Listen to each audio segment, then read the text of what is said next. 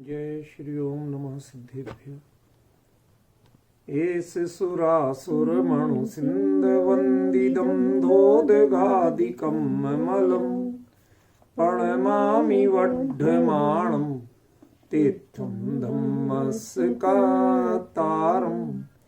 शेषे पुण्यतीर्थयरे ससौ सिद्धे विशुद्ध सा भावे समणेयणान दंसन चरित तव वीरियायारे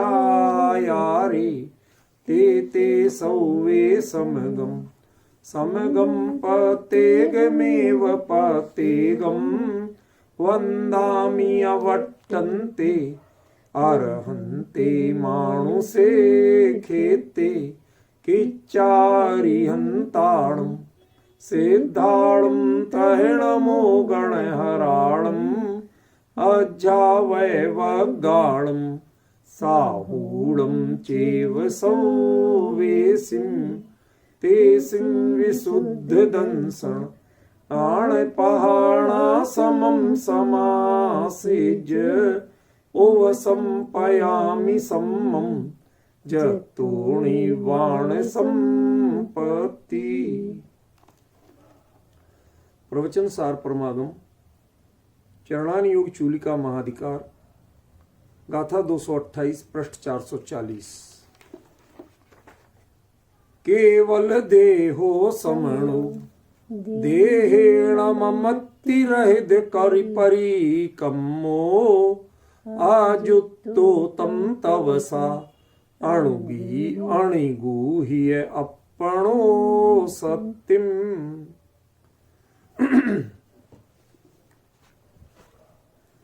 आचार्य ने एक स्वयं अनुल्लेखित प्रश्न माने जिसका उल्लेख नहीं किया ऐसा प्रश्न सपोज करो कर चुके हैं, उत्तर दे रहे हैं। तो यदि हम प्रश्न नहीं समझेंगे तो उत्तर समझ में आएगा भाई पिछली गाथा से इसका तारतम्य बिठाना तो कैसे बिठाएं, ठीक है ना। तो जो विवरण आचार्य देव ने परिहार विशुद्धि का दिया, तो क्या यह परिहार विशुद्धि वर्तमान काल में भरत क्षेत्र में संभव है कि नहीं है? तो यहां पर आपने तो अनाहारक कह दिया और यहां के सारे श्रवण यदि अनाहारक हो जाएं तो फिर जितने दिन जिसका देह चल जाए, बाकी सल्लेख न लेना पड़े। आपने अनाहारक कहा किस भूमिका के लिए? परिहार विशुद्धि के लिए, और वो तो यहां होना नहीं। अब उसकी नकल करना शुरू कर दें कि साहब हम भी अनाहारक हो जाते हैं, तो क्या होगा? समझ गए? उसकी संगति कैसे बैठेगी? यहां पर वो अनाहारकपना कैसे लागू करे? जो आपने पिछली गाथा में अनाहारकपने की बात कही थी, महाराज आप भी यहीं के हो और जो इसको पढ़ेंगे वो भी यहां के होंगे। वो कैसे लागू करें? वो यदि पढ़ के यहां और सारे अनाहारक हो जाएं तो क्या होगा? परिहार विशुद्धि तो उनकी हो नहीं रही। अब वो उस भूमिका में पहुंचे नहीं और पहले अनाहारक पने की प्रेरणा ले ले तो होगा क्या? समझ गया ना? तो इस अनाहारक पने का मर्म समसामयिक संदर्भों में भी समझाइए। जो आप वहां का कह रहे हैं वो तो बिल्कुल ठीक है। वो परिहार विशुद्धि जिन्हें होता है उनके साथ ऐसा ही होता है। लेकिन इतनी बात अनाहारकपना, जो श्रमण है वो अनाहारक है या अनाहारक ही श्रमण है, यदि ऐसा अर्थ कर लेंगे तो इसकी संगति कैसे बैठेगी? समझ गया ना? आपने तो युक्ताहारक को अनाहारक कह दिया, ठीक है ना। तो इसका मतलब है कि जो यहां आहार ले रहे हैं वो तो गड़बड़ कर रहे हैं, श्रवण ही नहीं है फिर। तो ये कहीं बात इधर की उधर ना पहुंच जाए। क्यों? कुंद स्वयं योग प्रधान आचार्य थे। उनकी बात आगे आने वाली पीढ़ियों को गंभीरता से लेना ही थी। समझ रहे ना? और कोई ऐसा लेके और अनाहारक बन के बैठ जाए पंचम काल में परिहार विशुद्धि किसी को होना नहीं है और अकेला अनाहारक बन के बैठ जाए तो क्या होगा। और एक चीज और ध्यान रखना, परिहार विशुद्धि संयम जो है वो कोई अंगीकार करके लौट के छेदोपस्थापना में नहीं आएगा, ऐसी कोई गारंटी नहीं। परिहार विशुद्धि से सूक्ष्म संप्राय पे बढ़ा ही जाएगा, ये 100% गारंटी नहीं, क्योंकि ये प्रायोग लब्धि जैसी एक बीच की भूमिका है। इसके बिना वो नहीं होगा श्रेणी, लेकिन इसके होने पे श्रेणी हो ही जाएगी, ये 100% नहीं। परिहार सूक्ष्म संप्राय श्रेणी के बिना नहीं होता, ये तय, उसमें तो हमें डाउट नहीं है। लेकिन परिहार विशुद्धि, जैसे टोडरमल जी लिखते हैं कि प्रायोग लब्धि तो अनेकों बार जीव के हुई पर करण लब्धि नहीं हुई। बिल्कुल परिहार विशुद्धि की वही स्थिति प्रयोग लब्धि जैसी, ठीक है ना। कोशिश करके वहां तक पहुंचे, अब नई श्रेणी हो पाई, समझ गया ना। तो अब जब लौट आएंगे तो उन्हें परिहार विशुद्धि कहोगे कि सूक्ष्म वो छेदोपस्थापना कहोगे, तो भूमिका छेदोपस्थापक की आ गई। तो वो जो छेदोपस्थापक की भूमिका में आ जाएंगे तब उनके अनाहारक पने का क्या होगा, तब भी वो अनाहारक ही बने रहेंगे या आहार लेंगे तो कैसे लेंगे, क्या होगा, वो विषय को आनुषंगिक रूप से कुंदाचार्य देव यहां क्लियर कर रहे हैं कि उसके बावजूद इन भूमिकाओं में भी उनको हम जब वो आहार लेते हैं, उपयुक्त आहार वाली बात, तो भी उनको हम अनाहारक कैसे कह सकते हैं। यहां भी वो चीज ठीक है, उस लेवल पे नहीं, लेकिन दूसरे लेवल पे लागू पड़ती है। वो कैसे पड़ती है वो यहां स्पष्ट कर रहे हैं। यदि आप प्रश्न क्लियर नहीं समझेंगे तो आगे की 5-6 गाथाएं कुछ समझ में नहीं आएंगी। क्यों, यहां से परिहार विशुद्धि का बिल्कुल ड्रॉप करके फिर वापस परिहार विशुद्धि पकड़ के फिर सूक्ष्म संप्राय यथाख्यात पे जाएंगे। तो ये जो बीच का डाउनफॉल जैसा है बीच बातचीत का, चर्चा का, उसमें एक बड़ी विडंबना की स्थिति है। दरअसल क्या है रूपल बहन, आप सभी इस बीमारी के मरीज हो। साइकोलॉजिकल भोजन नहीं किया तो हमें तप लगता है, हमने कुछ किया लगता है, समझ गए। तो वो साधु बन के वो अनाहारक होके बैठ जाए, जबरदस्ती संलेखना ले ले, कहते इसके लिए थोड़ी साधु बनी थे। साधु संलेखना लेते हैं ये सही है, लेकिन संलेखना के लिए साधु नहीं बनते। साधु मुनिचर्या जो होती है वो तो कर्म क्षय के लिए होती है, संलेखना ये उसका एक पार्ट होता है, लेकिन वह एक टारगेट नहीं होता, लक्ष्य नहीं होता, समझ गए। तो जैसे मुनिराज संलेखना लेते हैं लेकिन संलेखना के लिए मुनि नहीं बनते, ऐसे ही मुनिराज आहार लेते हैं लेकिन आहार लेने के लिए मुनि नहीं बनते। ख्याल में है ना।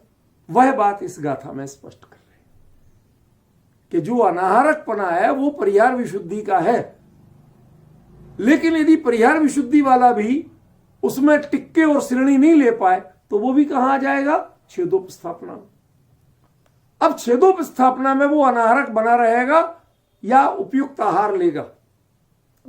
लेगा तो कैसे लेगा, क्या लेगा, आगे की गाथाओं में तो उस आहार तक की पूरी पोस्टमार्टम किया गया, छोटी छोटी बात बताई गई कि ऐसा आहार लेगा, इस विधि से लेगा, सब बताया गया, समझे ना। तो यदि इस गाथा का प्रश्न स्पष्ट नहीं किया तो ये न केवल ये गाथा बल्कि इससे जुड़ने वाली आगे की 5-6 गाथा सब आपकी गाड़ी ड्रेल हो जाएगी, जो चल रही थी उससे ड्रेल हो जाएंगे। इसलिए प्रश्न समझना बहुत जरूरी है। आचार्य देव ने स्वयं ही प्रश्न खड़ा किया कि भैया ये वास्तव में बताओ कि ये चीज परिहार विशुद्धि वाला जीव यदि कदाचित परिहार विशुद्धि से सूक्ष्म संप्राय की ओर ना बढ़ पाए तो क्या होगा, कि वो छेदोपस्थापक हो जाएगा। अब वो छेदोपस्थापक हुआ तो वो आहार लेगा कि अनाहारक ही रहेगा। तो क्या ये अनाहारक पने के जो उसका संकल्प था, जो भावना थी, वो मिट गई, खत्म हो गई। नहीं। अब इन दोनों में तालमेल क्या है तो कैसे भावना, और अनाहारक भी है और आहार भी ले ले, ये दोनों के बीच की स्थिति क्या है, ये जंक्शन पॉइंट है ये गाथा। अगली आगे की गाथाओं में तो आहार कैसे लेगा, किस विधि से लेगा, किस चीज का, सारी चीजें दी। समझ गए ना। तो यदि ये प्रश्न नहीं समझा तो आप पूरे डगमगा जाएंगे, क्योंकि आपको तो लग रहा था कि परिहार विशुद्धि सब सूक्ष्म संप्रदाय पे जाना चाहिए, लेकिन ये उतर के कहां आ रहे, वापस छेदोपस्थापना पे, कि यदि वो परिहार विशुद्धि वाला जैसे प्रयोग लब्धि वाला कर्ण लब्धि में नहीं पहुंच पाए तो क्या होगा, कि प्रयोग लब्धि का काल कोई बहुत लंबा नहीं रहता, वो लौट के वापस पुनः वो देशना आदि में आ जाएगा, फिर तत्व विचार करेगा, परिणामों की कषाय की मंदता करेगा, फिर वो उसी प्रोसेस में आ जाएगा। जितना कम गिरे वो कोशिश करेगा, वापस चढ़ने की कोशिश करेगा, लेकिन जब प्रयोग में आ जाएगा तभी हम उसे कर्ण का पात्र मानेंगे, अब कर्ण हो या ना हो। ऐसे ही वापस वो बढ़ के परिहार विशुद्धि पे आएगा। तो ये जो नीचे जाके फिर से परिहार विशुद्धि पे कैसे आता है, ये अगली 6-7 गाथाओं में क्लियर होगा। और यदि वो चीज को आपने नहीं पकड़ा तो क्या हो जाएगा कि आप तो कह रहे थे वो अनाहारक हो गया, यहां तो महाराज जी आहार की बात कर रहे, पूर्वा पर विरोध लग जाएगा ना। इसलिए ये प्रश्न जानना बहुत जरूरी है। नवीन जी भाई साहब, इसमें एक बड़ी भारी खूबी कहें खामी कहें, वो बड़ी भारी है। आचार्य देव ने स्वयं तो प्रश्न दिए नहीं, और जो व्याख्याकार आचार्य हैं उन्होंने दिए, लेकिन जिस रिदम में बात चल रही उस रिदम से उतने खुलकर प्रश्न नहीं दिए। इस गाथा को पढ़ने के पहले वह प्रश्न खूब इत्मीनान से समझ में आना जरूरी, समझ गए। और वह प्रश्न यही है कि परिहार विशुद्धि वाला जीव क्या सीधे सूक्ष्म संप्राय में जाता ही है? यदि नहीं जाएगा तो परिहार विशुद्धि का काल कितना? भाई अंतर्मूर्त यदि स्वरूप में रह जाए तो केवल ज्ञान होना ही है, तो इसका मतलब वो तो सूक्ष्म संप्राय भी होना है, यथाख्यात भी होना है उसे, तो इसका मतलब उसका काल बहुत थोड़ा ही है। ठीक है ना। अब उस थोड़े काल से यदि श्रेणी नहीं मड़ पाई तो ये तय है कि वो लौट के छेदोपस्थापना में आएगा। अब वो छेदोपस्थापना में आएगा तो अब आहार ले कि नहीं ले, आपने तो उसे अनाहारक बना दिया कि भाई तुझे आहार वार नहीं लेना, अब वो ले या नहीं ले, समझ गया ना। ये एक बड़ी भारी जिम्मेवारी की बात है। ठीक है ना। इस प्रश्न का उत्तर यहां से शुरू होगा, आगे बढ़ेगा, होते होते 6-7 गाथाओं के बाद वापस वही परिहार विशुद्धि की रिदम को पकड़ेगा। क्यों? वह जीव यदि जो नीचे आएगा फिर से जाएगा परिहार, जैसे प्रयोग लब्धि वाला फिर से देशना में आ गया या विशुद्धि में आ गया, वहां से फिर प्रयोग की ओर बढ़ेगा, प्रयोग से फिर कर्ण की कोशिश करेगा, नहीं हो पाए तो फिर आएगा, फिर बढ़ेगा। तो ये एक बार उसकी, भाई वही कोई बात बार बार तो कहेंगे नहीं, तो एक बार उसकी प्रोसेस बता दें। ठीक है ना। क्या प्रोसेस है ये, ध्यान से सुन लो फिर से, तो गाथा शुरू करो। यह प्रोसेस है कि परिहार विशुद्धि संयम वाला जीव, वह भावलिंगी मुनिराज, अपने परिहार विशुद्धि चारित्र की भूमिका में बहुत अधिक काल तक या श्रेणी आरोहण तक नहीं टिक पाते हैं, तो वह उनका अनाहारकपना कैसे सिद्ध होगा? क्यों? छेदोपस्थापना में तो आहार होगा, विहार होगा। ठीक है ना। फिर कैसे सिद्ध होगा ये असली प्रश्न है। ठीक है ना। फिर कैसे? तो आपने अनाहारक, हमने तो प्रतिज्ञा ली थी कि अनाहारक रहेंगे, और हमने अपनी प्रतिज्ञा खुद ही तोड़ दी। टोडरमल जी कहते हैं प्रतिज्ञा भंग करने का महान दोष है। अरे साहब तो डर लग गया, तो हम तो आहार लेंगे ही नहीं, अब चाहे सल्लेख ना हो जाए। क्या ऐसा ही अर्थ है? नहीं। तो आचार्य कुंद ने बड़ी ही मनोवैज्ञानिक तरीके से इस गाथा को प्रस्तुत किया। ठीक है। भूमिका समझ में आई तो अब इसका अर्थ करो, वरना अर्थ नहीं बैठेगा आपसे। इसमें सबसे बड़ी प्रवचन सार की सबसे बड़ी खूबी क्या है? उत्तर तो सारे दिए, प्रश्न एक भी नहीं दिए, और प्रश्न के बिना उत्तर समझ में आता नहीं कि किस बात का उत्तर है। वो एक बात, एक विषय बढ़ता बढ़ते कभी कभी जो अंतर आता है, तो वो अंतर क्यों आ रहा है, वो अंतर को समझना पड़ेगा। परिहार विशुद्धि के बाद सूक्ष्म सांप्राय की चर्चा होना चाहिए, ये वास्तविकता है। क्या परिहार विशुद्धि की चर्चा के बाद क्या चर्चा होना चाहिए? सूक्ष्म सांप्राय की। लेकिन परिहार विशुद्धि वाला जो परिहार विशुद्धि चारित्र लेते ही सूक्ष्म सांप्राय में चढ़ जाता है, क्या कहते नहीं चढ़ जाता, गारंटी नहीं। तो उसके क्या हो सकता है और वह क्या करेगा, ठीक है ना? उस भूमिका का क्लैरिफिकेशन अगली 5-6 गाथाओं में लगातार किया गया। इस गाथा में तो यही, अगली 5-6 गाथाओं में, और उसके बाद वापस वो फिर से परिहार विशुद्धि से सूक्ष्म सांप्राय की ओर बढ़ेंगे, ठीक है ना? अब ये विषय प्रश्न ख्याल में आ गया अच्छी तरह से, अब उत्तर समझ में आए। केवल देहो समणो देहेण ममत्ति रहित परिकम्मो आजुत्तो तम तवसा अणुगूह्य अपणो सत्यम। देखो, इस गाथा का अर्थ करने के पहले एक चीज और जान लेना, जो कल मैंने लास्ट में कही थी। और वो क्या कही थी? आप सांस लेते हो ना, ये भी आहार है। सांस लेते ना, ये भी आहार है। क्यों? अरे भाई, शरीर की क्रिया जिससे चलती है वो सभी आहार है। तो श्वास के लिए बिना, प्राणवायु के बिना, ऑक्सीजन के बिना, फेफड़ों में, लंग्स में आपके ऑक्सीजन नहीं जाए तो शरीर की क्रिया चल जाएगी? नहीं चलेगी। तो वो भी शरीर के लिए आहार है, समझ गए? तो फिर आप आहार ले रहे हो, आहार ले रहे माने अकेला वही भोजन ही आहार नहीं है। जब ये भी आहार है तो कहते आप जो है वह क्या करो, आहार तो लेना पड़ेगा। माने कम कुछ नहीं करोगे तब भी सांस तो लेना पड़ेगी, ठीक है ना? और सांस का ध्यान रखना, कई बार जो अपने आध्यात्मिक योग साधना भी है, उसका अर्थ कोई क्रियाकांड नहीं है, उसमें भी जब प्राणवायु इधर से नहीं ली जाती है तो कहते हैं, मेडिकल साइंस भी मानती है कि आप बिल्कुल सांस रोक दो, उस स्थिति में आपका रोम रोम सांस लेगा। हर रोम छिद्र में वो क्वालिटी होती है, और बॉडी में एक ये पॉइंट है, यहां पर ये क्वालिटी है कि जब आप बिल्कुल नासिका से या मुंह से सांस लेना बंद करो तो उस समय, लेकिन आप पूरे चैतन्य और घबराए बिना हो, किसी तरह का डिप्रेशन नहीं है आप में, तो आप देखेंगे कि थोड़ा सा आप करेंगे तो यहां से पल्पिटेशन शुरू हो जाएगा। वो श्वास की गति नाक जैसी नहीं होगी, उससे ऊर्जा आपको नाक जैसी जो प्राणवायु लेते हैं इससे नहीं, ऐसी नहीं मिलेगी, लेकिन उससे पूरी सचेतन योग अवस्था में सांस ली जा सकती है। ये आपको एक वास्तविकता बता रहा हूं। वो श्रमणो,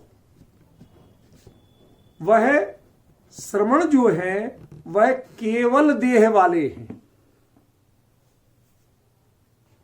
केवल देह माने अकेले इस शब्द का अर्थ समझने के लिए आपको बहुत एकाग्रता चाहिए। एक बात बताओ, केवली को केवली क्यों कहते हैं? केवल ज्ञान को पूर्ण ज्ञान नहीं कहते, केवल ज्ञान क्यों कहते हैं? सिर्फ ज्ञान, ज्ञान मात्र। जल्दीबाजी मत करो उत्तरों की, ये गहरे प्रश्न है, सामान्य नहीं। उसे केवल क्यों कहा गया? केवल का अर्थ ओनली नहीं होता है, सिर्फ नहीं होता है, समझ गया ना? लेकिन जो अपने में शुरू हुआ, अपने में ही पर्यवसित हुआ, परिपूर्ण हुआ, उसको अपनी पूरी चर्या के लिए, पूरे सर्कल के लिए किसी की मदद की जरूरत नहीं है। असहायता के अर्थ में केवल है, ओनली के अर्थ में नहीं, सिर्फ के अर्थ में नहीं। असहाय ज्ञान दर्शन को केवल ज्ञान दर्शन कहते हैं, समझ गया ना? जिन्हें किसी की सहायता की अपेक्षा नहीं, इसलिए वह केवली। हम किताबें पढ़ के बहुत से ज्ञानी बन जाते, गैजेट्स लेके बड़े बड़े ज्ञानी बन जाते, समझ में है ना। कई गूगल के दम पे भी ज्ञानी बने हुए, समझ गए। अभी देख के बताते हैं 2 मिनट।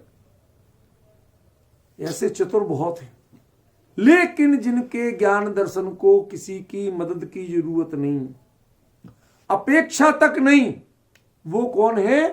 केवल ज्ञान।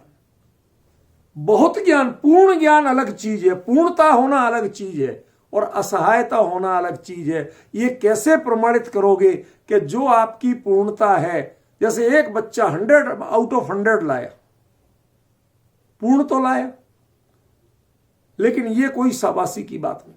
उससे पूछा जाता है, इंटरव्यू लिया जाता है, बेटा तुम्हारे यहाँ 100 आउट ऑफ 100 कैसे आ गए? तो कहता है, अरे हमारे मम्मी पापा बहुत अच्छे हैं, उन्होंने बहुत व्यवस्था की, हमारे टीचर्स बहुत अच्छे, उन्होंने ऐसी ऐसी मदद की थी, इतना अच्छा गाइडेंस किया, फिर मैंने भी रात रात को इतना पढ़ा। वो कितने कारण गिना रहा है, समझ रहे हैं? क्या वो ये कह सकता है कि नहीं मैं इतना ज्ञानी हूं कि आ गया, 100 में से 100 आने थे, मेरे जितना ज्ञानी कोई है ही नहीं? कहना चाहिए, हम तो कहते कहो ऐसा, लेकिन यह मान कसाय से मत कहो। यह कहो, ये स्वर निकले तो तुम्हारी अपनी आत्मिक सामर्थ्य के निकले, ओरिजिनल। समझ गए ना। तो पूर्ण ज्ञान यह केवल ज्ञान नहीं है, लोकालोक का ज्ञान यह केवल ज्ञान नहीं, इसलिए केवल शब्द का प्रयोग नहीं। केवल शब्द का प्रयोग है असहायता के अर्थ में। जो स्वयं में समर्थ है, जिसे पर की रंच मात्र किसी रूप में, प्रत्यक्ष या परोक्ष किसी रूप में अपेक्षा नहीं, वो है केवल। समझ गए? स्वयं समर्थ और असहाय माने, आज ये नहीं वो असहाय लोगों की सहायता के लिए हम भैया दान देते हैं, ऐसा असहाय नहीं है। असहाय माने जिसकी कोई सहायता नहीं करता, उसका नाम असहाय नहीं है। जिसे किसी की सहायता की अपेक्षा ही नहीं है, वो असहाय। समझिए? अब यदि इस अर्थ को आप अच्छी तरह समझ जाओ, तो अब विचार करना कि समणो केवल देहो, जो समण होते हैं वो केवल देह वाले होते हैं। अभी तक आपने केवल ज्ञान, केवल दर्शन, इनमें तो सुना था, लेकिन जिनकी देह भी केवल है, असहाय है, उसे किसी आहार आदि की सहायता की जरूरत ही नहीं। और मजे की बात यह है, इस शब्द का अर्थ यह दिया नहीं है। आप नीचे पढ़िए, केवल देहा श्रमणा, केवल देही, जिसके मात्र देह रूप परिग्रह वर्तता है, ऐसे श्रमण। अब समझ में आ गया मैं क्या कह रहा हूं? प्रवचन सार के कुंद कुंद का अर्थ करने के लिए मैं ये नहीं कहता कि मेरे को अच्छा आता है, पर मैं ये जरूर कहना चाहता हूं कि आपको बहुत डेडिकेशन चाहिए, बहुत सावधानी चाहिए। ये चलताऊ जो आपकी लैंग्वेज है, उससे इसका अर्थ नहीं निकलता। आचार्य यहां पर जो शब्द प्रयोग करते हैं, जो शब्द चुनते हैं, उन शब्दों में बहुत गहराई है, उसके पीछे पूरा उद्देश्य होता है। समझिए? केवल जैसे शब्द का प्रयोग किया आचार्य ने, यह परिपूर्ण के अर्थ में नहीं, पर असहाय के अर्थ में। समझ में? वह अपना काम के लिए स्वयं समर्थ है, उनकी देह मुनिराज से कभी कुछ मांगती ही नहीं, अपेक्षा ही नहीं करती। अभी जरा इस शब्द की यदि इत्मीनान से व्याख्या हो, असल में पहले तो मुझे अर्थ पकड़ाना पड़ता है ना। शब्द का अर्थ तो पकड़ जाओ, तब तो हम और आगे की बात करें। मेरी मजबूरियां बहुत होती, मैं उतनी फ्री फ्लोली नहीं बोल पाता। जब तक गाथा के एक एक शब्द को एक बार नहीं बता दूं, तब तक मैं एक एक पॉइंट को लेके उसका जो भावात्मक खुलासा करना होता है वो नहीं कर पाता।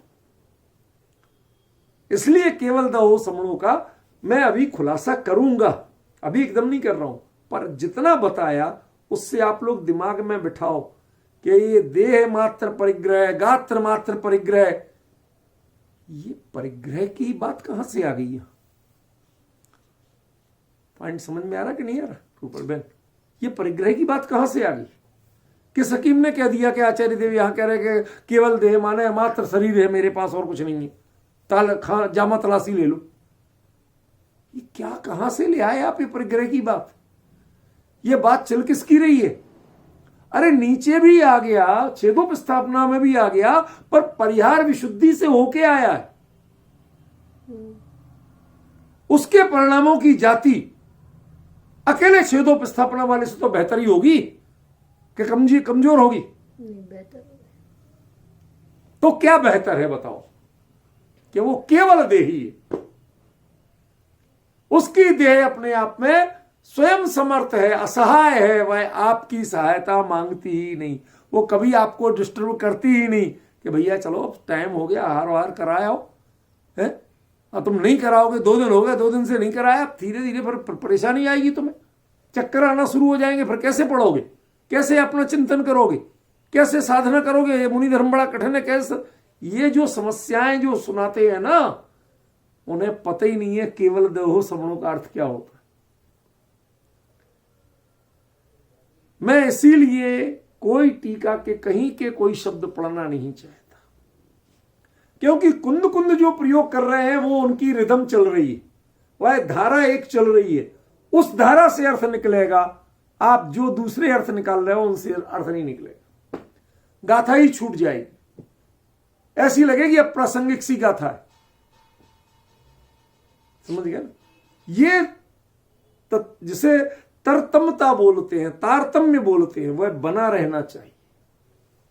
यदि आप केवल देहों का अर्थ रख, शरीर मात्र परिग्रह और परिग्रह नहीं रखते, तो भाई साहब ये सफाई किसको दे रहे? परिहार विशुद्धि वाले को सफाई देने की जरूरत है क्या? समझ गया ना? किसी का कुछ खो गया, भाई साहब हमारी तलाशी ले लो ताकि मैं जाऊं, तुम्हें जरूरत क्यों पड़ गई ऐसा बोलने की? तुम्हें अपने व्यक्तित्व पर, अपने स्वरूप पर यह शंका कब से हो गई कि आपकी तलाशी ली जाए? किसी सभा में राष्ट्रपति आए हुए, किसी का पर्स खो जाए तो राष्ट्रपति तलाशी देके जाएंगे? क्या वो संदेह का विषय हो सकते हैं? अरे संदेह, पर्स खोने में जेब कतरा संदेह का विषय हो सकता है, समझ में? चोर संदेह का विषय हो सकता है, राष्ट्राध्यक्ष संदेह का विषय नहीं हो सकता। ऐसे ही मुनिराज वह संदेह के विषय कब से हो गए? उन्हें सफाई देने की जरूरत कब से पड़ गई कि हाँ भाई देख लो मेरे पास गात्र शरीर के अलावा कोई परिग्रह नहीं? आप बोल क्यों रहे हो ये बात? यदि आप ये अर्थ कर रहे हो तो मेरा प्रश्न है कि आपके मुंह से बात निकली कैसे? किनके लिए निकाल रहे हो आप? इतनी उत्कृष्ट भूमिका के मुनिराज के लिए, और आप क्या दे रहे हो? सफाई दे रहे हो। क्या साहब शरीर के अलावा कोई परिग्रह नहीं था, देख लो साहब, जामा तलाशी ले लो। आचार्य ने केवल देहो क्यों कहा और आपने उसका क्या अर्थ किया? समझ रहे हो रूपल में? प्रवचन सार का अर्थ, इसलिए मैं बार बार कहता हूं, इसमें रत्ती भर भी अहंकार की भावना नहीं, बहुत विनम्रता से कह रहा हूं, लेकिन दृढ़ता से कह रहा हूं कि प्रवचन सार का अर्थ करना बच्चों का खेल नहीं। इसका अर्थ करना है, एक तारतम्य से चलना है, तो आपको उसी बात पर दृढ़ रहना पड़ेगा। केवल देह अपनी सामर्थ्य वाली है, वो अपने आप में परिपूर्ण है, वह अपने आप में असहाय है, वो आपको सहायता मांगती नहीं। और आप कैसे हैं कि देहेण ममत्ति, और मेरा भी देह में ममत्व है नहीं, है तो देह है लेकिन देह में ममत्व नहीं। अब दोनों को जब एक दूसरे से लेना देना नहीं है, दोनों में अनबोलना है, ध्यान देना, मियां बीबी हो, भाई बहन हो, बगल में बैठने वाले हो, सहयात्री हो, दोनों में जब अनबोलना है, आजकल बड़े तमाशे चल गए, बड़ा अच्छा परिवेश हो गया है दृष्टांत के रूप में। क्या घर में जितने लोग बैठे, अपने अपना मोबाइल, अपने अपने काम, उन्हें मतलब ही नहीं किसके क्या हो रहा। ऐसे ही देह को मुनिराज से मतलब नहीं, मुनिराज को देह से मतलब। आप कल्पना तो करो क्या स्वरूप कुंद कुंद कह रहे हैं। परिहार विशुद्धि वाले यदि नीचे आ भी जाए तो क्या होता है, उसको तो समझो पहले। और आप अर्थ यदि ऐसा करोगे कि वह देह में ममत्व तो नहीं करते, देह में ममत्व कहते, भले आदमी इतनी बढ़िया देह मिली आपको। कई लोग अरे साहब क्या बताएं, शरीर की ऐसी स्थिति है, 1000 बीमारियां घेरे रहो, ये समस्या है वो समस्या है, हम तो साध ही नहीं सकते। मुनि धर्म क्या, मैं तो एक दिन का उपवास नहीं सकता। समस्याएं गिनाने वाले बहुत बैठे, जिनके थोड़े बहुत हुए भाई साहब अपना तो ठीक ठाक चल रहा है, अपने को कोई, वो कहते कि भाई साहब हम तो तुम्हें धन्यवाद तक नहीं देते, कितनी बढ़िया देह मिली। केवल केवल मने असहाय, बेचारी कभी सहायता मांगती नहीं, कभी डिमांड करती नहीं कि मुझे देखो, मेरी परवाह करो, मुझे खिलाओ पिलाओ, कुछ करो, कहते नहीं, केवल देह। श्रवण का स्वरूप क्या, केवल देह वाला है। जिसके देह, उसकी देह में बुद्धि नहीं और देह की कोई भी मांग उसको डिस्टर्ब नहीं करती। आज तक देह ने उसको ये नहीं कहा कि मुझे भूख लगी, उसके एसिड नहीं बढ़ा। रूपल बहन मजाक नहीं है, गंभीरता से लेना। आप लाख कोशिश करो और भोजन नहीं करो, आपके एसिड बढ़ेगा कि नहीं बढ़ेगा। लेकिन परिणामों की जब यह उत्कृष्टता होती है, देह इतनी प्रशांत हो जाती है तो उससे वो एसिड नहीं बनता, वह भूख की व्याकुलता नहीं जगती, देह भी आपका सहयोग करती है। और इतनी बढ़िया देह मिली, ऐसी देह में तो कौन ममत्व तो नहीं करे। हर मुनिराज चाहे ऐसी देह मिल जाए कि आहार करने नहीं पड़े तो मजा आ जाए, रिकॉर्ड बन जाए 100 दिन के उपवास का, चारों ओर जय जयकार हो जाए। अभी तो आजकल यदि ऐसी बात पता चल जाए, महाराज वो तो आके पढ़ने को तैयार है, पूछने को, ये बता दो, आप कह रहे थे ना कि ऐसा केवल कैसे होती है, कुछ आपके पास दीदी आप अर्थ ही करते हो, कुछ ऐसी ट्रिक भी है, बता दो तो मजा आ जाए। आज यहां तो पूछ जाए अच्छे खासी, समझ गए ना। सोशल मीडिया पे डाल देंगे 6 महीने का उपवास, अरे फिर तो देखो मीलों की लाइन लग जाए। ये जो कमजोरी कहती देहेन ममत्ति, ऐसी देह में भी जिनके ममत्व नहीं है उनका नाम श्रवण है। आपको जरा भी किसी ने कहा करोड़ों रुपए, तो उसके चेहरे पर चमक नहीं आई, 1 अरब, तो उसे कोई अंतर नहीं पड़ा। चलो चक्रवर्ती की संपदा महाराज अर्पित है, रंच मात्र भी जिसके आंख में चमक नहीं आती है, देखने का भाव नहीं आता, पलक नहीं उठे, इतनी निष्प्रहता होना चाहिए, तब उसे समण कहते हैं, अन्यथा समण नहीं। इतनी उत्कृष्ट देह जिसने कभी डिमांड नहीं की, जो असहाय है, वो अपना काम खुद चला लेती है, मुनिराज से कोई मदद नहीं मांगती कि आप मेरे लिए आहार करने जाओ, मेरे पड़ोसी का धर्म तो निभा दो, वो ये नहीं मांगती। देखो आचार्य ने शब्द क्या, मैं तो मतलब मंत्रमुग्ध हो जाता हूं, नाचने का मन करता है। शब्द चुन के कहां से लाते हैं आचार्य, हमें तो समझ में नहीं आते ऐसे शब्द।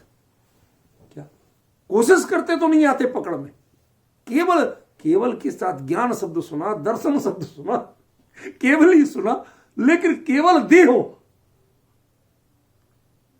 क्या गजब रूप, समझे। देह भी केवल होती, हाँ होती, और किसके, जो केवल देह वाले होते वो समण होते। अरे केवल ज्ञान वाले अरहंत होते हैं, हमने सुना था, है? केवल दर्शन वाले अरहंत होते हैं, सुना था। यहां कहते केवल देह वाले समण होते, कि जिनकी देह आपसे डिमांड नहीं करे, अपेक्षा नहीं करे, अपना काम खुद चला ले, ऑटोमेटिक होता रहे, लेकिन आपसे कोई अपेक्षा नहीं, आहार की नहीं, विहार की नहीं, निहार की नहीं, एवरीथिंग इज ओके। समझ रहे ना, ऐसी उत्कृष्ट देह मिले, रूपल बहन सुनना ध्यान से, तो पण देहेण ममत्ती, ऐसी देह में भी, अरे कूड़ा करकट देह में तो ममत्व तो नहीं करे, चलो कोई खास बड़ी बात नहीं है।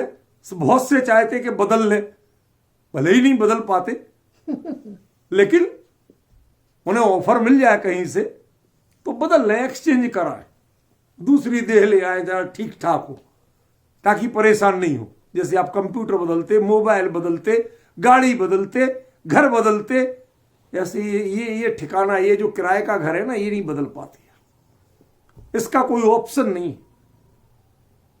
लेकिन वो कहते ऐसी बढ़िया देह मिले, चक्रवर्तियों को भी दुर्लभ है ऐसा महल, क्या जो कुछ मांगते ही नहीं, कोई अपेक्षा ही नहीं करता, ऐसी देह मिले, मुनि धर्म के लिए अत्यंत अनुकूल देह मिले, उस देह में भी जो ममत्व नहीं करते हैं। अब एक बात बताओ, ममत्व के बिना परिग्रह होता है? मूर्छा परिग्रह, मोहो दयाद उदीर्णो ममत्व परिणामो मूर्छा, ये परिभाषा है कि नहीं तत्वार्थ सूत्र में? तो आपने केवल देहो का अर्थ देह मात्र परिग्रह कैसे कर दिया, जब वो परिग्रह है ही नहीं? यदि वो परिग्रह मान रहे होते उसे कि देह ही एकमात्र परिग्रह ऐसा मान रहे होते, तो देहेण ममत्ति शब्द का प्रयोग कैसे करते? ममत्ति नहीं आता। अब देखो, आप हमसे कहोगे तो कि भाई आप तो दूसरों ने जो लिख दिया उस सबके, मैं किसी की धज्जियां नहीं उड़ा रहा, मैं किसी का मखौल नहीं उड़ा रहा, पहले देखो तो सही कि आचार्य क्या कह रहे हैं। आप उधर पे तो हमारी बात पे मत देखो, आप उधर देखो आचार्य क्या कह रहे हैं। वो जो कह रहे हैं, यदि वो बात आपके अगेंस्ट जा रही है तो इसमें मैं क्या कर सकता हूं? मेरा क्या दोष है? मैंने कौन सी भैंस खोल ली? समझ रहे? कमी तो आपकी है जो आप उस पर फोकस नहीं कर पा रहे। समझ में आई गहराई? देहेण ममत्ति, देह में ममत्व तो नहीं। क्यों नहीं है ममत्व? ये कारणमाला अलंकार है। एक साहित्य शास्त्र में एक अलंकार आता है जिसका नाम है कारणमाला अलंकार। कारणों की परंपरा डाल देते हैं, ये काम क्यों नहीं क्योंकि ये है, ये काम क्यों नहीं क्योंकि ये है, ये काम क्यों नहीं क्योंकि ये है। तो ये तीसरा कारण रहित परिकम्मो, वह परिकर्म से रहित हो चुकी है। व्हाट इज द परिकर्म? बताइए, क्या विचित्र अर्थ किए नीचे। परिकर्म माने शोभा, श्रृंगार, संस्कार। मतलब आप समझ ही नहीं पाए हो कि आचार्य कहना क्या चाहते हैं, उनके शब्द का मतलब क्या है। आप कितने स्थूल अर्थ कर रहे हो। मुनिराज में श्रृंगार की भावना हो सकती है? नहीं हो सकती। देह को संस्कार करने की भावना हो सकती है कि जरा थोड़ी सी मालिश वालिश कर ले या करा ले। अब आप कहना क्या चाहते हो? यहां आचार्य कह रहे हैं कि उनकी देह में ममत्वपना नहीं है, ऐसी उत्कृष्ट देह मिली, उसी देह में भी इनका ममत्वपना नहीं। वो देह इनकी परवाह नहीं करती, ये देह की परवाह नहीं करती। देह इनसे मदद नहीं मांगती और ये देह पे ध्यान ही नहीं देते। क्यों नहीं देते भैया? कि रहित परिकम्मो, ये उसका कारण है, इसलिए नहीं देते। और इन्होंने क्या कर दिया? श्रृंगार नहीं करते भाई साहब, संस्कार नहीं करते, देह को संवारते सजाते नहीं। मतलब कितने डाउन दी ट्रैक पटरी से उतरी हुई गाड़ी है आपकी। आचार्य क्या कहना चाहते, कुछ तो उसको पकड़ने की कोशिश करो, उनके अभिप्राय के पास जाने की कोशिश करो। है? ये कैसी भाषा शैली है, कैसी व्याख्यान शैली है, मुझे समझ में नहीं आ रहा। परिकर्म, परिकर्म जो कहते हैं वह है कि आप किसी की चीज के आपने कैसे जाना कि इसके ममत्व भाव नहीं है, कि वो परिकर्म देह की कभी कोई परवाह नहीं करते, केयर ही नहीं करते। कैसी हो रही कैसी नहीं हो रही उसकी ओर उनका अटेंशन ही नहीं होता। अकेले अपने परिणामों पर अटेंशन है, देह पर अटेंशन ही नहीं। किस स्थिति में है, किस स्थिति में नहीं है, ये है, इसलिए ममत्व नहीं है। हम आपने कैसे जाना कि ममत्व नहीं है? कि इसलिए नहीं है। और आपने परिक्रम का अर्थ कर श्रृंगार के वो बाल नहीं काटते, इसका मतलब वो उनके देह में ममत्व नहीं है। हे भगवान, तो जो बाल काटते उन्हीं के अकेले देह में ममत्व होता है? या मुनिराजों की आप बाल कड़वाना चाहते क्या? अब परेशानी समझ रहे कि नहीं समझ रहे? अब बात किसकी कर रहे हो ये तो बताओ। ऐसे उत्कृष्ट भूमिका वाले भावलिंगी मुनिराज, ठीक है वह परियार विशुद्धि से छेदोपस्थापन, अरे आ भी गए तो उस भूमिका से आए हैं, कहीं और नीचे नहीं चले गए। वह अन्य छेदोपस्थापकों से बेहतर है। उस बेहतरी को नहीं निकाल के आपने बाल काटना, चेहरा ठीक करना, ये क्या कह रहे हो आप? श्रृंगार करना, संस्कार करना, एक अर्थ क्या कर रहे हो आप? मुझे ये तो बताओ। समझ रहे क्यों मैं ऐतराज करता हूं? क्यों मैं कहता हूं कि आप प्रवचन सार को पकड़ नहीं पा रहे? आज उत्तोतम तपसा, उसको उन्होंने क्या कर दिया? तप से आयुक्त कर दिया, पूरी तरह से जोड़ दिया। कहते भाई देह थोड़ी बहुत करती, कुछ डिस्टर्ब करती, तो बच्चा हल्ला कर रहा हो, खेल कूद कर रहा हो, ठीक है बेटा तुम फटाफट जो फला टेबल याद करके सुनाओ, 10 रुपए मिलेंगे तुम्हें। समझ में आया? अब बेचारे को मिल गया काम, गया अपने रूम में पढ़ेगा, याद करेगा, अभी सुनाना 10 रुपए चाहिए। अब 10 रुपए जब तक वो लेगा उसके पहले आपको तो शांति मिल गई, आपने लगा दिया उसी काम पे। समझ में आया? वो एक किस्सा सुना था हमने, मजाक ही है, कोई खास गंभीर नहीं है, कि एक आदमी को एक भूत सिद्ध हो गया। वो कहता काम बताओ नहीं तो खा जाऊंगा तुम्हें। तो उसने कहा जाओ अमेरिका से फला चीज ले आओ, 1 सेकंड में ला दी। उसने कहा फला जगह से ये ले आओ। अब ये परेशान हो गया कि मैं करूं क्या। वो कहा काम बताओ नहीं तो खा जाऊंगा, फटाफट बताओ। उसका अकलमंद तो था, तो उसने देखा सामने एक खंबा खड़ा है कि भाई इस पे चढ़ो और उतर। कब तक? जब तक मैं अगला आदेश नहीं देता हूं, तब तक का आदेश है, चढ़ उतर, चढ़ लगा रहे। उसको काम में लगा दिया। अब वो अपने काम में लगा, आप अपने आप में मस्त रहो। देह को काय में लगा दिया? तवसा, तप में जोड़ दिया। समझ में? उसको तप माने इच्छा निरोधस्तप, तू इच्छा मत कर कोई। समझ गया ना? बिल्कुल शांत रहे, हल्ला गुल्ला नहीं करना। आज उत्तोतम तप कैसे जोड़ दिया? आ माने पूरी तरह, नॉट पार्टली। हम लोगों का जितना होता है वो पार्टली होता है। भोजन नहीं करना, उपवास करना, पानी पीना कि नहीं पीना,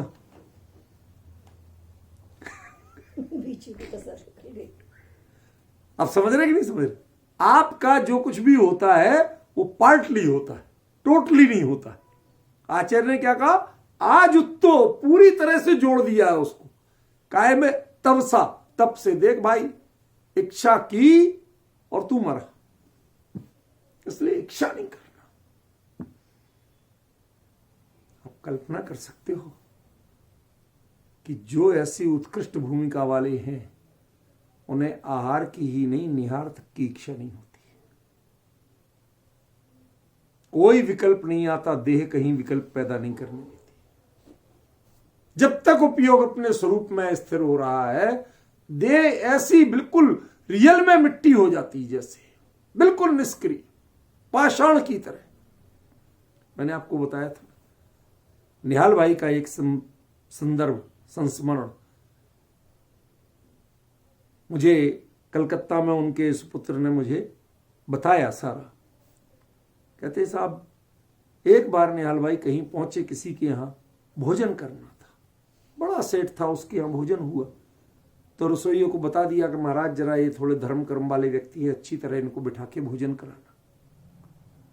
तो बैठ गए निहाल भाई, भोजन कर रहे। वो रसोइया कुछ पूछा, कुछ नहीं। तो वो कहता, रसोइया कहता भाई साहब मुझे ऐसा लग रहा था कि मैं पत्थर की प्रतिमा को भोजन करा रहा हूं। अगले की कोई प्रतिक्रिया ही नहीं थी, कोई रिएक्शन नहीं।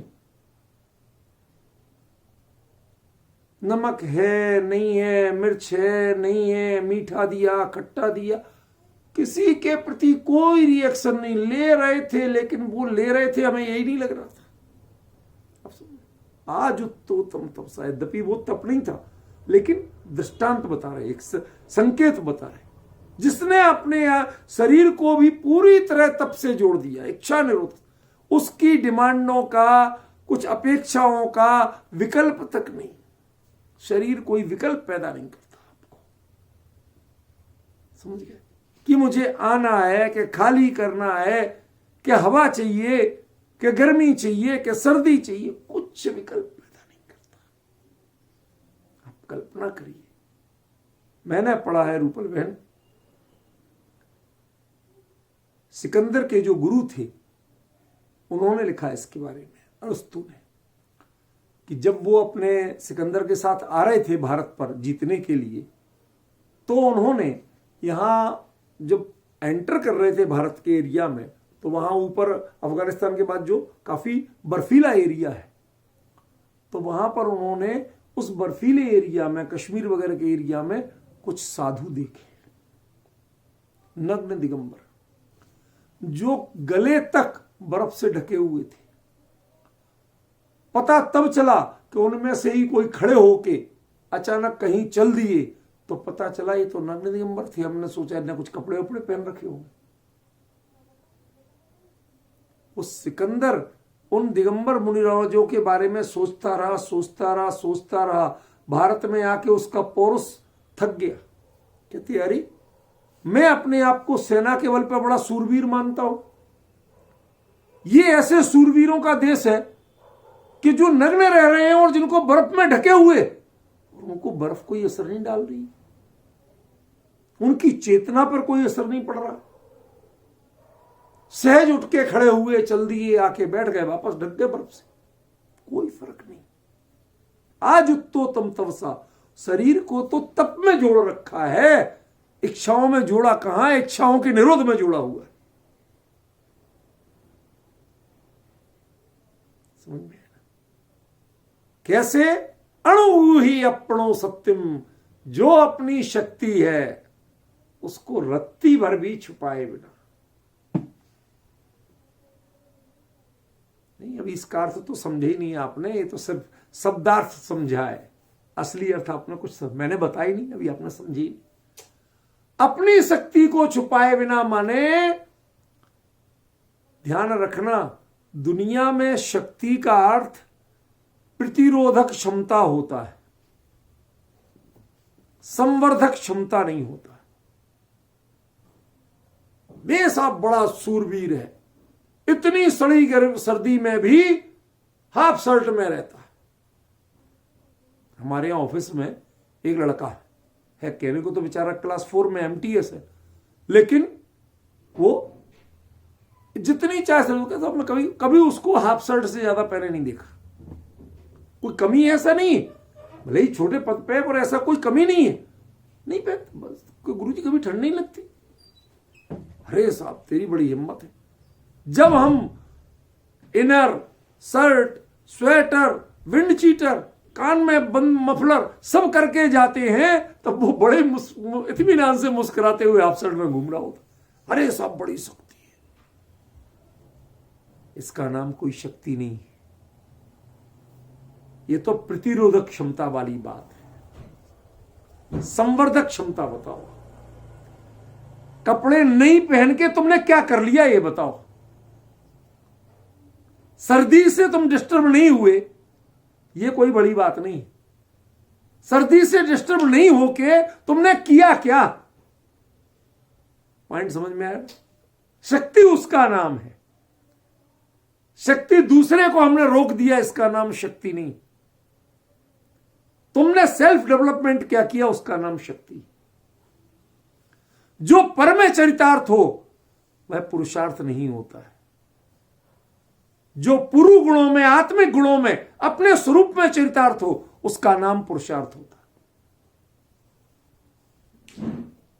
अब पॉइंट समझ में आ रहा मैं क्यों कह रहा था कि आपने अभी शब्द का अर्थ समझा है, मर्म नहीं समझा। अपनी शक्ति को छुपाए बिना अपने पूरे जितने अपनी स्वरूप की शक्ति की पहचान है उसमें पूरा खोल के बैठे, पूरा खोल के बैठे, उससे ही नजर नहीं हट रही तो देह पे नजर जाएगी किसकी?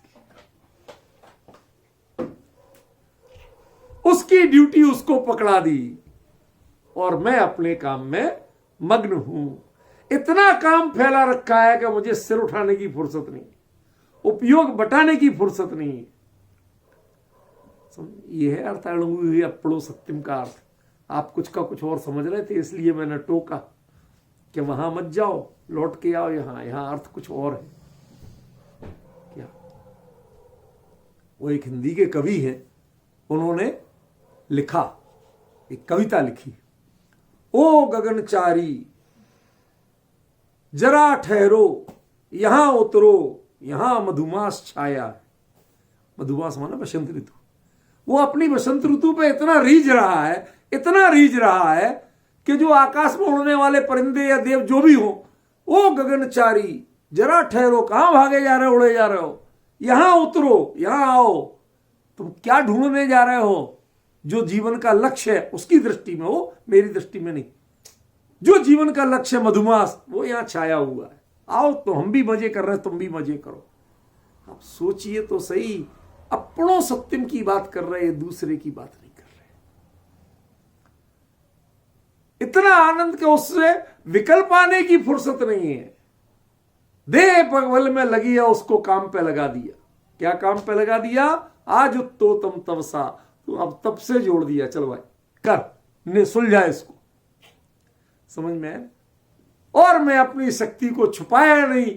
इतना स्वरूप का वैभव कितना अनंत है। यदि इसको खोल के बैठ जाओगे तो भाई साहब दिन बीत जाएंगे, वर्ष बीत जाएंगे, शताब्दियां बीत जाएंगी। रहिए अनंत अनंत काल जथा तथा। ये जिस समय खुलता है उसके बाद काल बीतता है, आप नहीं बीतते, ये वैभव नहीं बीतता। समझ में है ना? फिर काल परिणमता है, मैं नहीं परिणमता, मैं अपरिणामी रह जाता हूं। ये स्वरूप है इसका। क्या मतलब कभी आनंद लेना सीखे तो ऐसे सीखे। क्या काल परिणमे, मैं नहीं परिणमू। यहां तो हम अपने आप को परिणमाने के लिए परेशान रहते। पतित से पावन बनो प्रभु, पतित पावन। भगवान में भी परिणमन देख रहे, अपरिणामीपना दिखता ही नहीं। मैं अपावन चरण आयो शरण जियो विरद आपने। अपनी ड्यूटी संभालो भगवान, ठिकाने लगाओ मेरे को। क्या सारी स्तुतियां जो हैं, ठीक है वो एक भाव में भक्ति में पड़ी जाए, वहां निषेध नहीं कर रहा हूं, पर जब इस लेवल की चर्चा चल रही हो तो वो बच्चों जैसी हरकतें लगती, बिल्कुल बचपना, जरा भी गंभीरता नहीं लगती। क्या कह रहे हो आप? कल्पना तो करो, आपका धर्म क्या है? काल परिणमे, मैं नहीं परिणमू, उसके साथ मैं ज्यों का त्यों अपरिणामी बना रहूं, तो समझना आपने कुछ पाया है। तब अपनी शक्ति को नहीं छुपाया है। यदि अपने को ढक्कन बंद रखा हो तुम ही नहीं देख रहे, दूसरा तो क्या देखेगा? क्या तुम ही खुद नहीं देख रहे? आत्मा की महिमा इतनी, विकल्प जाल में महिमा इतनी करते हो, लेकिन कभी खोल के उसको निर्विकल्प तत्व को देखते नहीं हो। ये चर्चा करने का फायदा क्या है? ये महिमा करने का फायदा क्या है? वो महिमा नहीं करते, चर्चा नहीं करते, सीधे उसमें मग्न होते हैं। फिर काल बीतता है, वो नहीं बीतते, वो परिणति नहीं बीतती है, वो परिणति अमर हो जाती है। सिद्ध दशा अमर हो जाती है, वो नहीं बदलती है, वो ज्यों की त्यों रहती है। काल युगों बीत जाते हैं, लेकिन वह सिद्ध दशा रंच मात्र भी नहीं बदलती है, परिणति होते हुए नहीं बदलती है। देखो जरा ये आनंद लेना सीखो। रूपल बहन, यदि आपने प्रवचन सार में ये समय सार से भी बहुत आगे तक की जाके वो आनंद की स्थिति आपको नहीं मिलती है तो प्रवचन सार पढ़ा नहीं। जो स्थूल कहते हैं प्रवचन सार की चर्चा को, बड़ा ही करुणा आती है कि आपको काश प्रवचन सार समझ में आया होता। समझ में आया?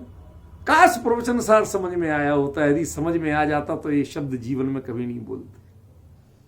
इसकी गहराई देखो आप, क्या कह रहे हैं आचार्य, क्यों कह रहे हैं? एक एक बात को एक में पूरा 5 कारण है, 5 कारण वाला अलंकार है। केवल देहो समणो, देह श्रवण केवल देह वाले होते हैं। क्यों होते हैं? देहेण ममत्ते, देह में ममत्व क्यों नहीं होता? रहित परिकम्मो, रहित परिकम्म क्यों होते हैं? आजुत्तु तम तमसा, उसको लाइन पे लगा रखा है, तब से जोड़ रखा है। और आप क्या कर रहे हैं? अणुगु ही अपनो सत्यम, चल भैया तू अपना काम कर, मैं अपना काम कर रहा हूं। कितनी सरल गाथा है, कितना सरल अर्थ है। और लोग बाग अर्थ अब जरा पढ़ना नीचे, क्या अर्थ कर रहे हैं, कहां से कहां ले रहे हैं, किसको किससे जोड़ रहे हैं, समझ में नहीं आता। और छोर आचार्य के देखो तो बिल्कुल टू द पॉइंट, इसमें ज्यादा अन्वय करने तक की जरूरत नहीं। ऐसी गाथाएं लिखते हैं प्रवचन सार में कुंद मुकुंदाचार्य। लगभग जो बात कह रहे हैं वो ज्यों की त्यों बनती जा रही है। ज्यादा मेहनत करने की जरूरत नहीं, बस उपयोग को उनके साथ जोड़ो तो सही, उस लेवल पे ले जाओ, सब समझ में आएगा।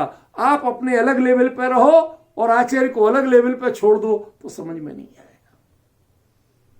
उनकी फीलिंग्स को, उनकी संवेदनाओं, उनसे जरा जुड़ो, अंतरंग से जुड़ो, दिखावा मत करो।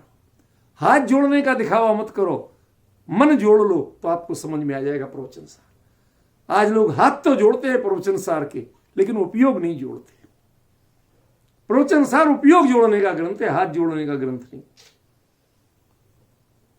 समझे? सेंटेंस आज कई छोटे छोटे बहुत महत्वपूर्ण आ गए। किसने पकड़े किसने नहीं पकड़े मुझे क्या पता, मैं ही खुद नहीं लिखता, लेकिन लिखने लायक आज बहुत सारे सेंटेंस आए। कितनी गजब बात है। प्रवचन सार हाथ जोड़ने का ग्रंथ नहीं है, उपयोग जोड़ने का ग्रंथ है। इसमें उपयोग जोड़ो। हम लोगों ने जैनी ध्यान रखना, हमारी समाज में हाथ जोड़ो कब जोड़ते? कि पीछा छोड़ो, जब पीछा छोड़ाना होता है तो हाथ जोड़ते। भाई साहब, अच्छा भाई साहब, ऐसे ही आप प्रवचन सार से पीछे छोड़ाना चाहते जो हाथ जोड़ रहे? कहते उपयोग जोड़ लो। हाथ नहीं जुड़े एक बार चल जाएगा, पर उपयोग नहीं जुड़ा प्रवचन सार में तो नहीं चलेगा। आपको इसका मर्म समझ में नहीं आएगा। ख्याल में है? आज इतनी चर्चा रखते हैं, कल फिर इसकी चर्चा आगे बढ़ेगी। इसमें बहुत आनंद आने वाला है, विचार करें।